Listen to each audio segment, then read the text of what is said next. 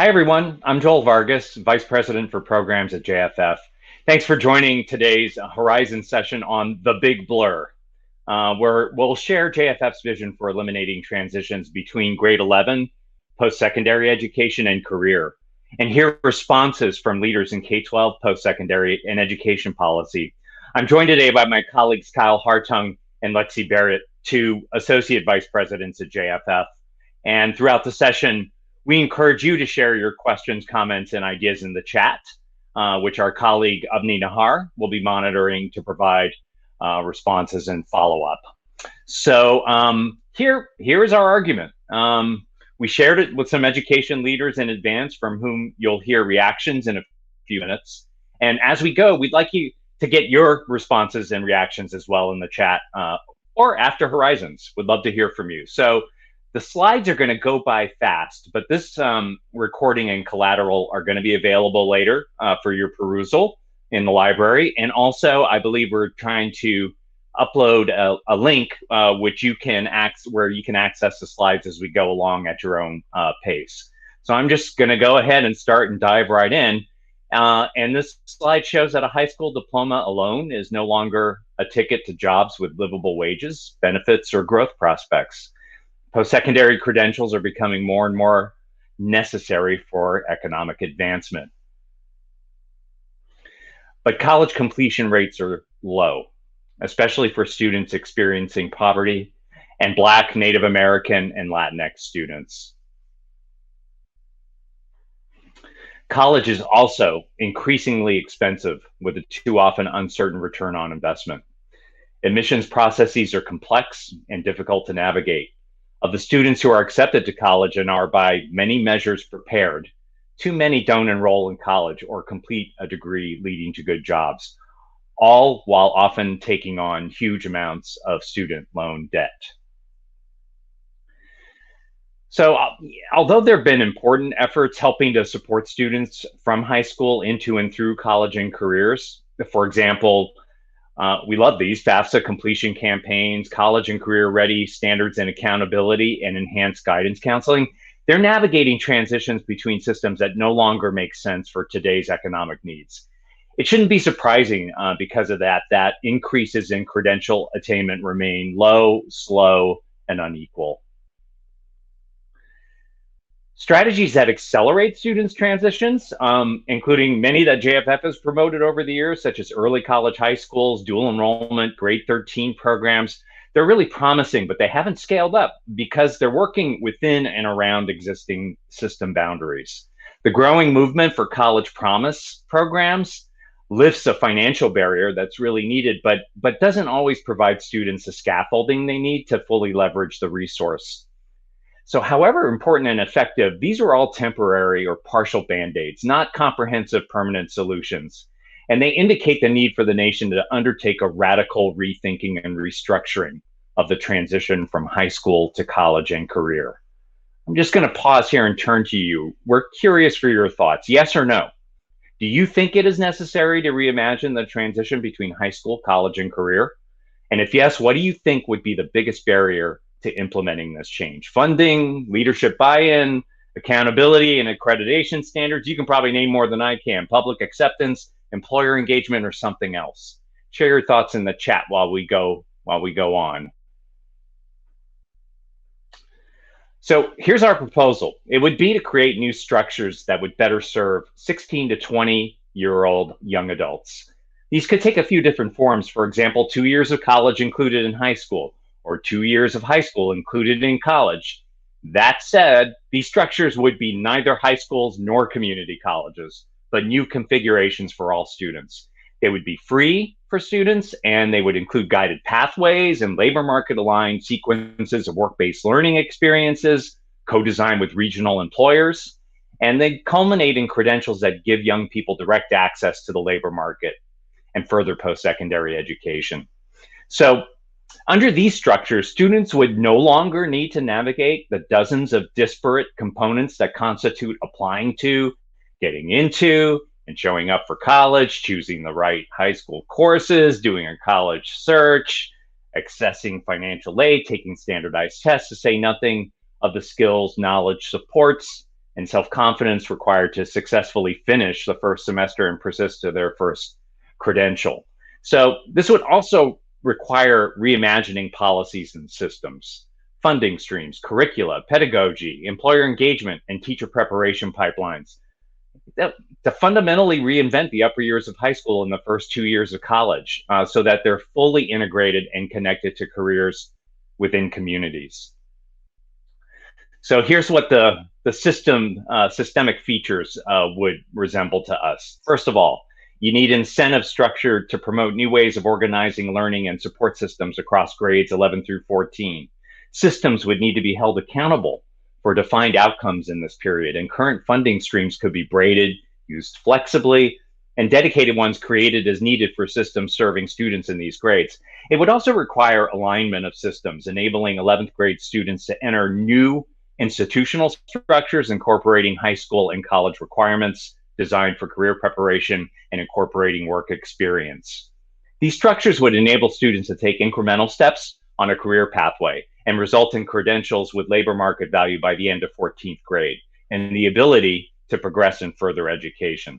So we'd also need governance by a team or by an empowered senior leader with decision-making authority that oversees, ensures funding for, and supports an integrated and unified grades 11 through 14 that includes pathways aligned to the state's economic development strategy.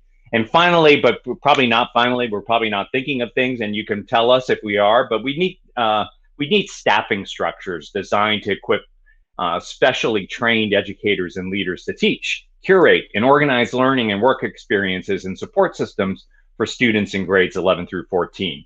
Again, another question for you all out there. Do you think it's possible to reimagine the transition between high school, college, and career? And what would be the highest leverage solution to enable this change? Please share your thoughts in the chat, if you will. And we understand, I'm going to stop here and we're going to go to some of our respondents next.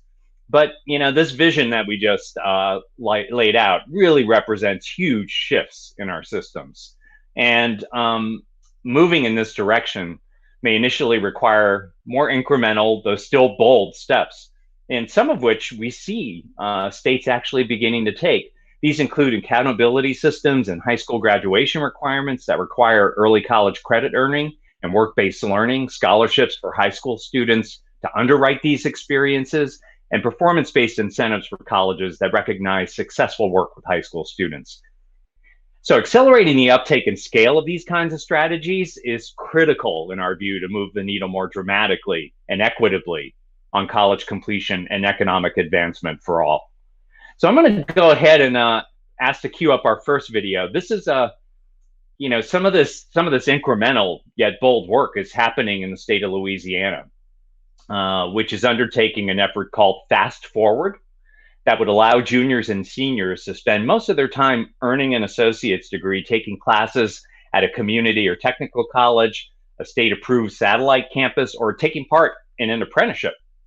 We shared our thinking with Dr. Kim Hunter-Reed, Commissioner of the Louisiana Board of Regents, which coordinates all public higher education in the state, for her reflections and response. Let's hear what she had to say.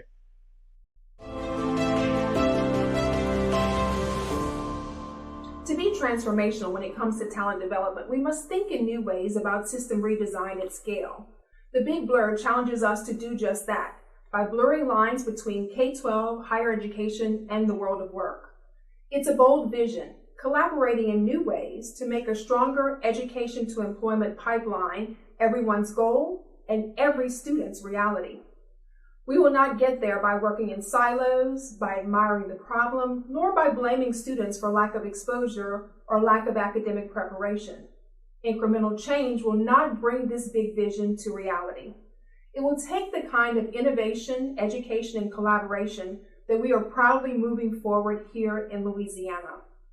We know education must be accessible, affordable, and equitable in order to see a reality where your parents' educational level or family income is no longer a strong determinant of your success.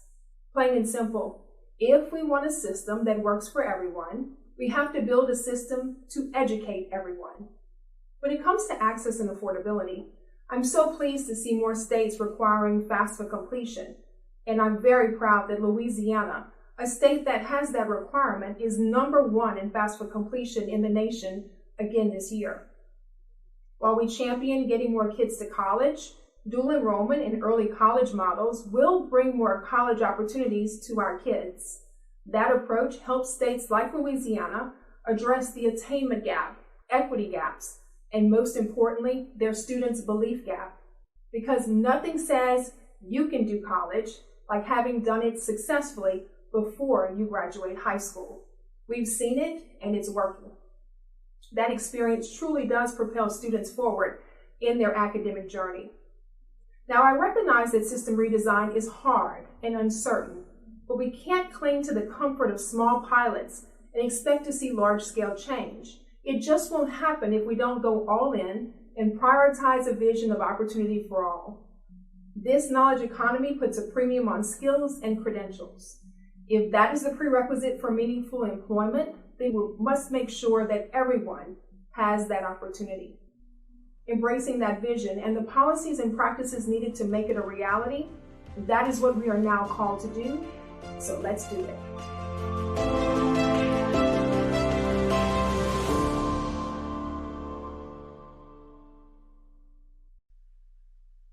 Another post-secondary leader interested in reimagining systems is Dr. Russell Lowery Hart, the president of Amarillo College in Texas. Amarillo has a strong workforce development focus, and it's worked closely with partners in the community to build work-based learning pathways for its students. These efforts have led to recognitions from the American Association of Community Colleges, the Aspen Institute, and most recently, a $15 million unsolicited gift announced yesterday from Mackenzie Scott. Congratulations to Amarillo College. In Dr. Lowery Hart's response, he echoes Dr. Hunter Reed's call to go all in if we truly want to give students an opportunity to succeed.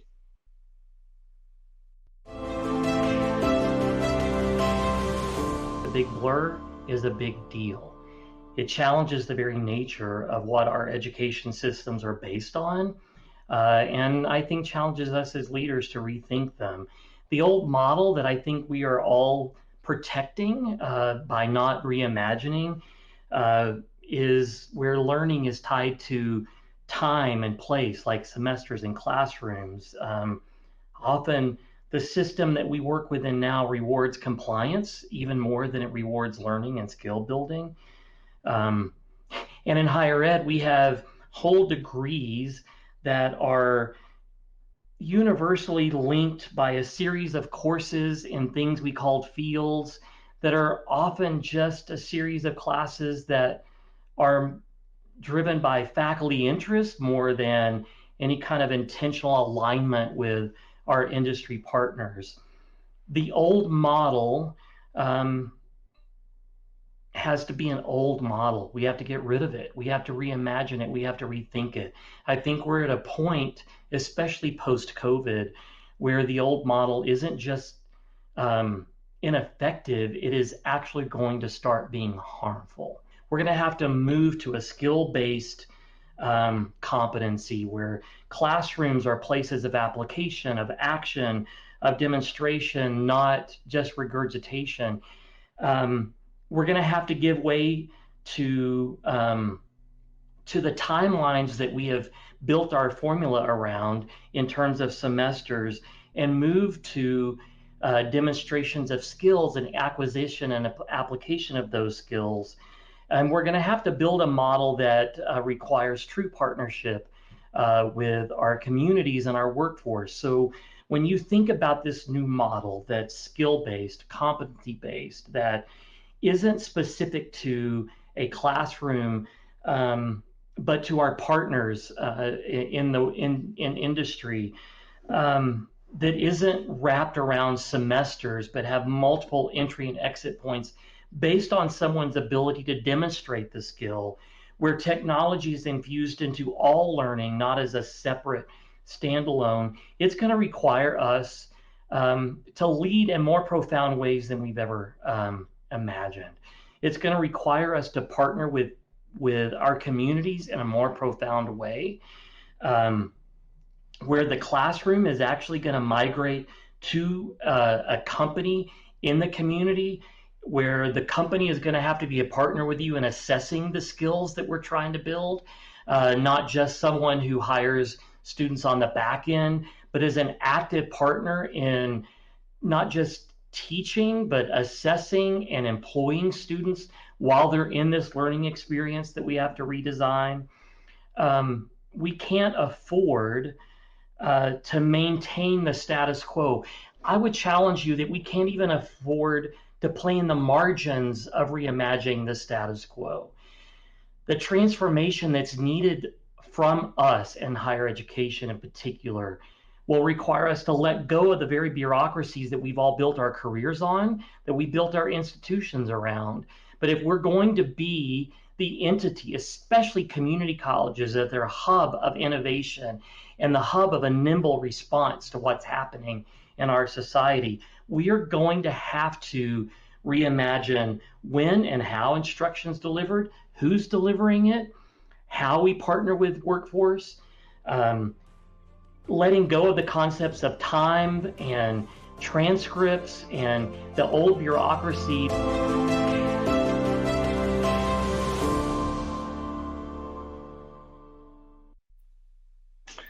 Well, those are really provocative responses. I'm going to bring my colleagues, Kyle and Lexi, in here for some rapid fire responses to our respondents. So in the last two videos, I heard a tension between the agreement for big, even radical changes in our systems. You know, for example, on the radical side, breaking down silos, unraveling bureaucracies, moving from a time-based system to a competency-based one. But then on the incremental side, you know, doing more dual enrollment, early college, and FAFSA form completion campaigns. So, you know, how should we think about navigating these tensions in achieving a change agenda?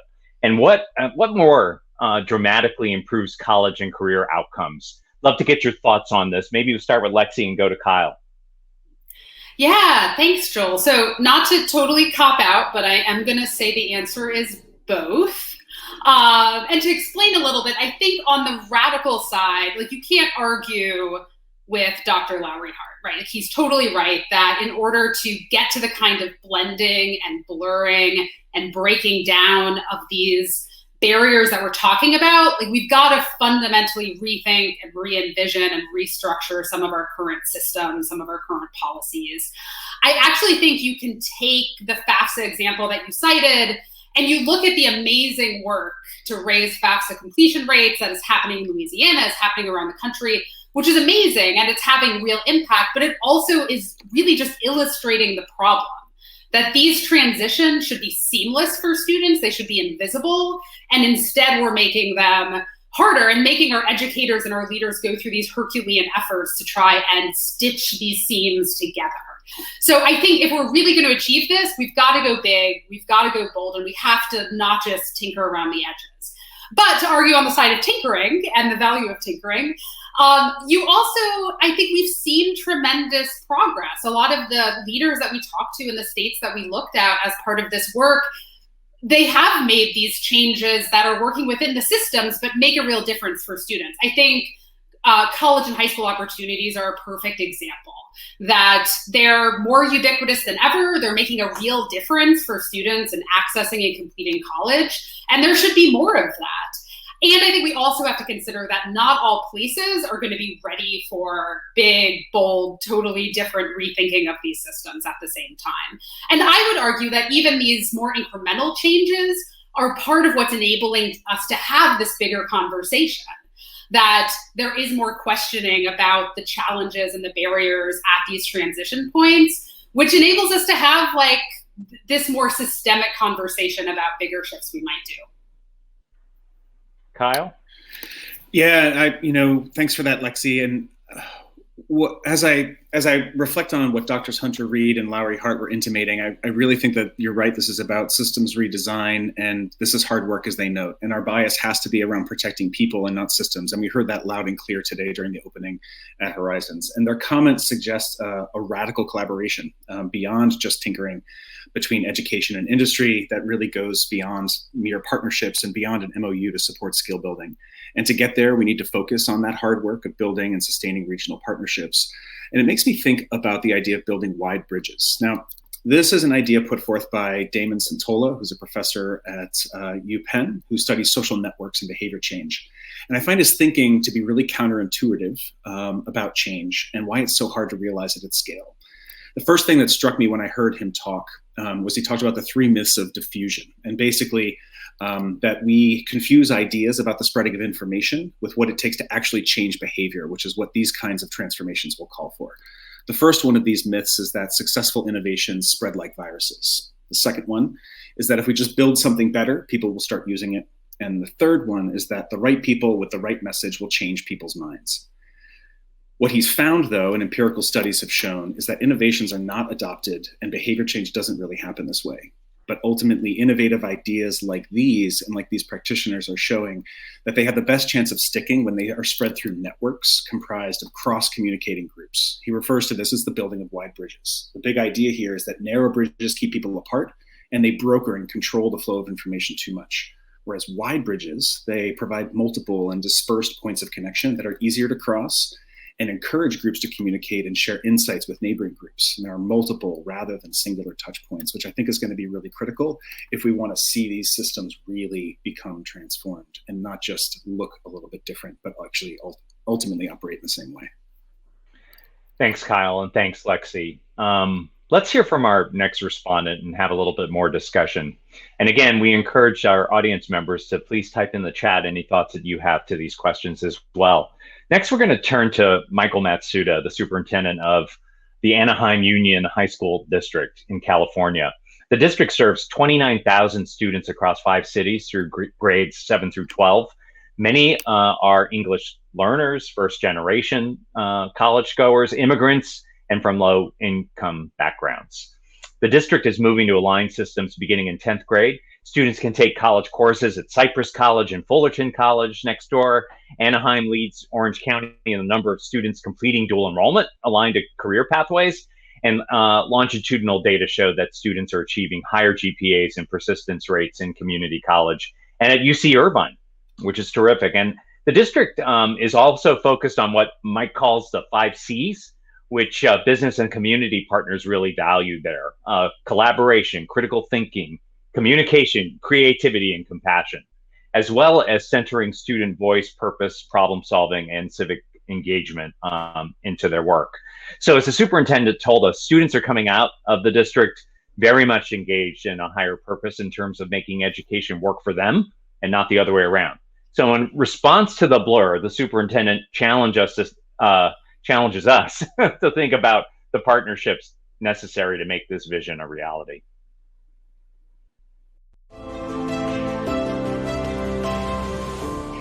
I think one of the challenges about this blur of the system is trying to get all of the folks together, whether it's the K-12, community college, higher ed, and business and nonprofits. We've been able to do that through what we call the Anaheim Collaborative. We meet on a monthly basis. And it's not easy because we're moving each other's cheese. And as everybody here knows, there's a lot of transformative tectonic changes going on. And you think about what Google and some of the large businesses are doing. They're creating their own sort of educational Bitcoin and in terms of these pathways that students and young adults and older adults can take in lieu of a traditional 4-year bachelor's degree or even a 2 years community college degree, that you can take these pathways offered through Google and others and get a job in 6 months. So at a fraction of the cost. So we are very interested in partnering with organizations like Google as well and embedding those courses. The thing is, how do we all make sense of it? How do we develop cohesion? And we do that by having these types of convenings where we can come together and really share ideas and push each other's thinking, become critical friends as we move forward together. So those are some of my opening thoughts about developing this sort of big blur. Really want to, again, thank JFF and Horizons for creating this opportunity. Thank you so much.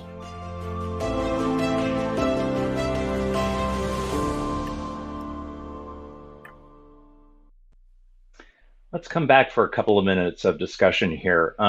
Both Dr. Russell Lowery Hart and Superintendent Matsuda spoke to the importance of community-based partnerships to move the work forward.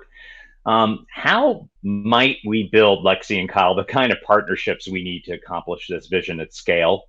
And how they need to look different and do things differently than typical, there are a lot of career pathway partnerships, right? And let's talk a little bit about how they would need to operate differently from your experience. What role can policy play? I imagine Lexi will have something to add about that. So everyone, please feel free to respond in the chat as we hear from Lexi and Kyle. Kyle, you want to go first this time?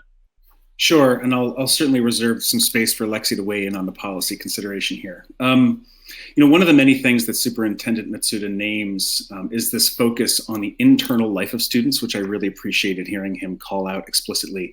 And this is not just a nice to have, but is a really critical component that requires all caring adults in a youth's education to career experience to attend to this with intentionality and purpose. Now, that's really hard. And so two adages come to mind as I think about this challenge. And one of them is that systems change as people change. And the other one is that relationships move at the speed of trust.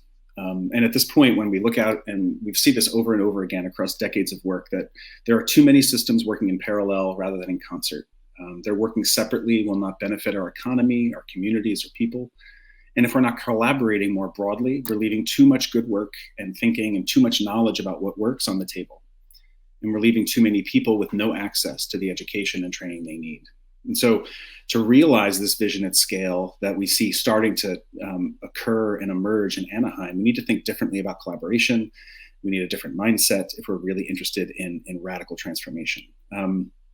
To reference another researcher, Jane Way Skillern has what she calls the 4 network principles for collaboration success that I think are really relevant to this question, Joel. The first principle that she talks about is mission, not organization. What does this mean? In a network mindset, it's about advancing the mission even before advancing the interests or needs of any given organization who's a partner in that system. To do so, leaders have to adopt strategies and tactics to achieve the mission and not necessarily to stimulate organizational growth for themselves. The second one of these is trust, not control. And in the network mindset, what that means is that trust and shared values are more important than the formal control mechanisms, such as contracts or MOUs or accountability systems that usually guide the work of education and workforce pipelines. The third, what I think is a really challenging piece of this is humility, not brand. So conventional wisdom has organizations promoting their program models. They build their brands and strive to be leaders in their field. But if we really want this to happen, we have to work alongside our peers as equals and be willing to take a back seat sometimes when our partners are in a better position to lead or drive the change that we're striving to achieve. And the final piece of here is the idea of a node, not hub. So if you think of a network model, the node are the pieces where all the parts come together. And basically this is about, for people who embrace this mindset, seeing their organization as one part of a larger web or constellation of activity directed toward a cause and not as the hub of the action.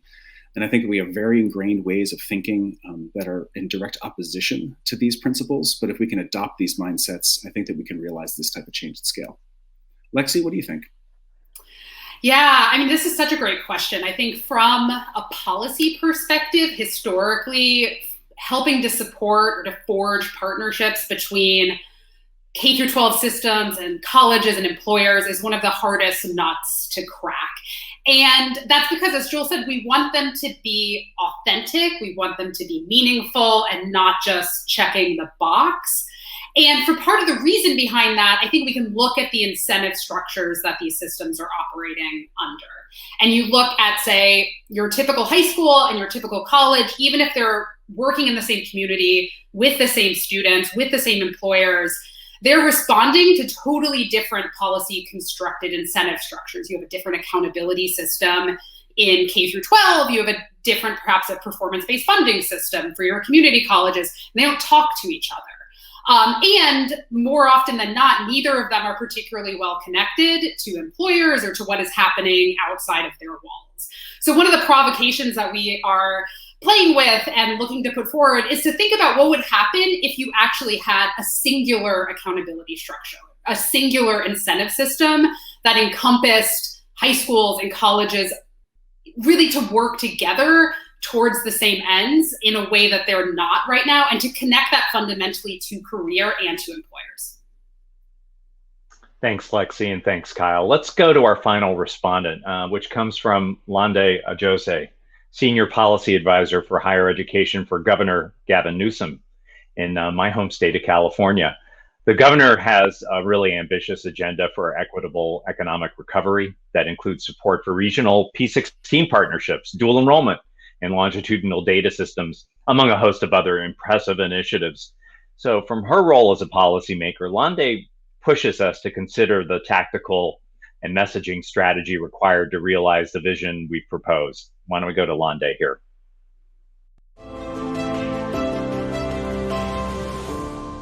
For students without college knowledge, figuring out how to get into and graduate from college can be an insurmountable challenge. These same students likely don't have the money to gain career-relevant skills through unpaid internships, nor do they have the access or social capital to be able to get good-paying jobs through connections and networks. From high school to college to career, the deck is stacked against them. So I actually think it's imperative that we create streamlined pathways that help high school students gain early college credit and the skills that they need to find a good paying job and to succeed in the workplace. This can't just be about helping students navigate a complex system. That's our default. What we actually need to do is make the system one that isn't hard to navigate in the first place. The question is really about the how. In government, we don't have the luxury of building programs from the ground up. We have to mold and shape our existing programs, our existing systems, as well as the stakeholders that live and work within them to be better. But when it comes to remaking transitions, I actually think we can get there. In California, at the very height of the pandemic, we created a Recovery with Equity task force to chart a post-pandemic roadmap for higher education. Many of the recommendations centered on this exact issue. How do we expand early college credit and ensure that students are getting a more engaging, career-relevant education? In addition, last year, we established a Fresno integrated K-16 collaborative with $10 million in state funding. The collaborative brings together K-12, community colleges, our state university system, and our University of California system to create streamlined occupational pathways in 4 key sectors.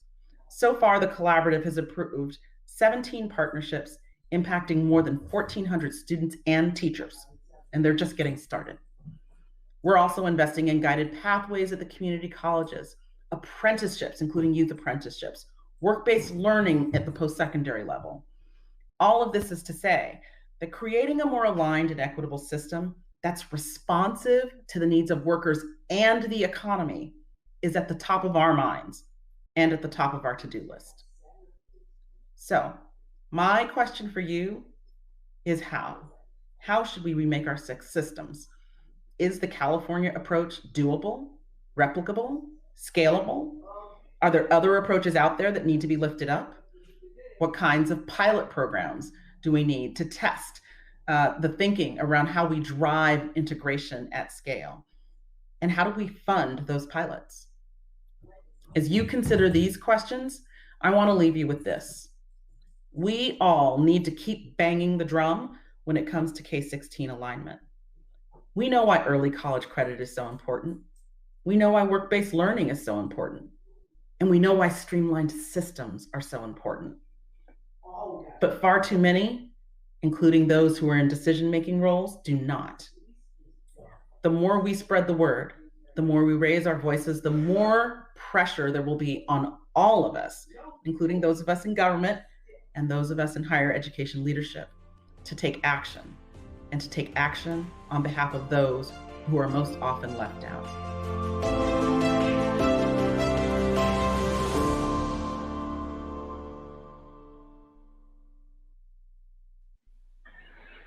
Okay, I'm going to ask Lexi to respond to this one because I think Lande's questions are spot on. Also, we'd love to hear from you in the chat. I know there are a couple in there we're going to try to get in there in the limited amount of time we have. But, Lexi, how should we remake our systems? What ideas do we need to test, if any, and how do we raise the pressure on policymakers and decision makers to buy in to this vision in order to help fund and implement it? Yeah, I mean, I loved the call out to this not being a thought experiment, right? We're not designing imaginary things from scratch. We have to work with the systems that we have. So as someone who works in policy, I'd love to hear that grounding. And then when it comes to raising the pressure on policymakers, it strikes me that it's not really about raising the pressure, but channeling the pressure, because I am seeing policymakers have a lot of skittishness, a lot of nervousness, a lot of concern about the same things that are driving us. They're hearing from students who aren't sure that they're getting the education they need, from parents who don't know if college is a good value, and from employers who are saying they're not getting what they need for their workers out of the educational system. So policymakers already have energy around this, but we have to figure out how to channel that energy towards something useful, so that they don't, because a lot of bad things can come out of that too, right? We don't want them to go around the system. We don't want them to try and completely tear it apart. But how do we use that energy they have and really drive some of these really transformational ideas we're talking about through the Big Blur work? Great, thanks. So, as with all great discussions, even with video, pre-recorded video, we have limited amount of time here, but I think we can take one or two questions. And one here comes from Juliet Adams. And she asks, a competency-based education is such a great way to set up pathways for 11th graders to prepare for job demands of today. How does the Big Blur ensure that young people are prepared for the jobs that don't yet exist? Should one part of the platform include cross-cutting skills that will enable young people to be agile at adapting to changing needs? That's an easy question. What do you think? I mean, I think that there's a lot of lessons to learn from the historical work in the college and career pathway space. And I think that the strongest of those programs and systems and approaches have always embedded cross-cutting skills as a core component of these. So it's not, remembering that this is not about job training, it's about career preparation. And to effectively do that, especially as we think about the future of work, and pre-pandemic, we used to speak about this a lot, and the impact of automation on jobs. And I think that there are a lot of these skills and if you approach it with a career orientation, it's not just about preparing for a singular occupation in one industry, but opportunities that allow you to continue to grow and engage in life-wide learning and not just lifelong learning. Okay, well, why don't we, in the interest of time, thanks for that. Let's go, and it's a great question. Thank you, Juliet. Why don't we go to one more here? And it's something we touched upon earlier around governance. This is so maybe, Lexi, I'm teeing you up for this one. It comes from Greg Schuckman. You have very different and regimented governance and funding systems for grades 11, 12, versus grades 13, 14 that span multiple levels of government. What does JFF envision for how to bridge those two systems beyond voluntary articulation agreements and expanded dual enrollment? Yeah, great question. Great question. And I think that is really where we are looking to challenge state leaders, local leaders, federal leaders, national leaders, to think about what would it look like to create a new institution, to create something that doesn't just bandage over these challenges, but actually spans across them. And we acknowledge that that is hard, that involves digging into funding structures and the way they flow, to thinking about those accountability structures I talked about, and to think about who leads it, right? That this is, how do we take it out of something that lives in one building or another building and something that really connects across them? So you're raising, that is really, I think, the crux and the heart and the challenge of this work, but where we see the most potential for opportunity. Kyle, anything to close us out on this before I say goodbye to everyone? Any other thoughts?